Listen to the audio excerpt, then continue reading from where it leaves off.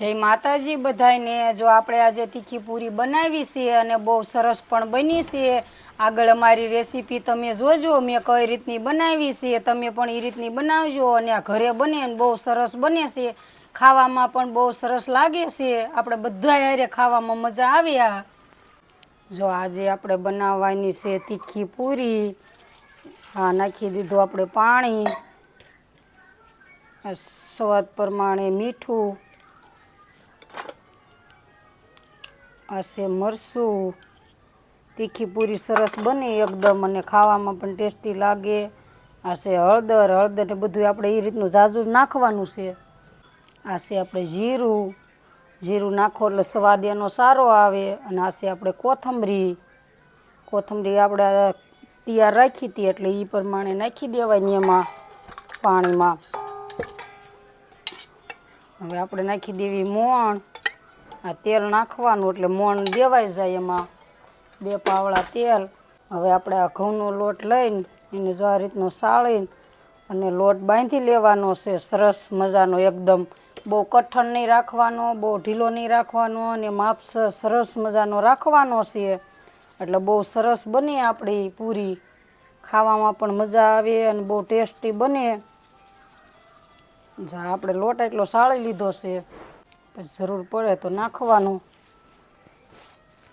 પછી આપણે જો હાથથી આ રીતનું મિક્સ કરતું જવાનું અને લોટ બાંધતું જવાનું છે। જો આ રીતનો 2 હાથે આપણે મિક્સ કરીને આ રીતનો પછી બાંધી વાળવાનો છે સરસ મજાનો આપણે લોટ। અને આ પૂરી આપણે રસ હારે પણ બહુ મજા આવે ખાવામાં અને બહુ મીઠી લાગે રસ અને પૂરી। આ તીખી પૂરી હોય એટલે બહુ સરસ લાગે, મોળા કરતાં તીખી હારી। જો આ રીતનો 2 હાથથી આપણે બાંધી વાળવાનો લોટ। જો આપણે સરસ મજાનો બાંધી વાળ્યો છે, જો ઢીલોય નથી અને બહુ કઠણય નથી અને એકદમ સરસ આપણે લોટ બંધાઈ ગયો છે। આપણે એને થોડોક તેલવાળું તેલ નાખીને આ રીતનો મહળી લેવાનો છે એટલે સરસ આપણે લોટ બંધાઈ જાય એકદમ। જો આ રીતનો 2 હાથેથી તેલાળો કરીને આ રીતનો કહળી લેવાનો એટલે પૂરી બહુ સરસ બને એકદમ। આ શીખનારે ખાવામાં પણ બહુ ટેસ્ટી લાગે। જો આ રીતનો ભેગો કરી લેવાનો, આપણે વણવાનું ચાલુ કરી દેવી। પૂરી વણવાનું ચાલુ કરી દીધું છે। આ રીતનો આપણે લઈ લેવાનો છે લોટ, પછી આપણે બહુ નથી આ કોરો લોટ નાખવાનો અને સરસ મજાનો આપણે તેલ પણ મૂકી દીધું છે આવવા માટે એટલે તેલ આવે ત્યાં લગનમાં આપણે પૂરી વણવાની તૈયારી ચાલુ કરી દેવી। જો પૂરીને આ રીતની વણવાની છે સરસ મજાની એકદમ। જો આ રીતની વણવાની અને એકદમ સરસ વણવાની છે અને મીઠી પણ લાગે ખાવામાં। આ કોરા બટેકા આપણે વઘાર્યા હોય તો એની પણ એની હારે હોતને હાલે, ખાવામાં બહુ સરસ લાગે। જો આ રીતનું વણી લેવાનું છે।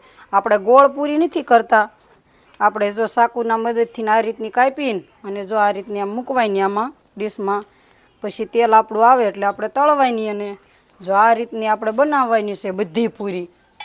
જો આપણે તેલ આવી ગયું છે, આપણે પૂરીને આ રીતની મૂકીને અને તળી લેવાની છે। જો આ રીતની આપણે 4 પૂરી મૂકવાની એટલે સરસ મજાની આપણે તેલ પણ બહુ આવી ગયું છે એટલે સરસ તળાઈ જશે એકદમ।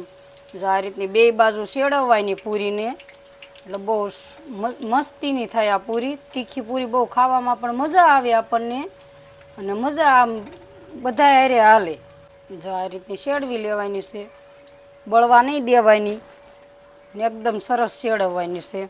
જો આ રીતની ફેરવીને બધી 2 બાજુ સરસ મજાની ફેરવીને શેડવી લેવાની। હવે જો આપણે આ પૂરી સરસ મજાની તળાઈ ગઈ છે। જો આ રીતની બધી પૂરી બનાવીને તૈયાર કરી લેવાની છે આપણે પૂરી।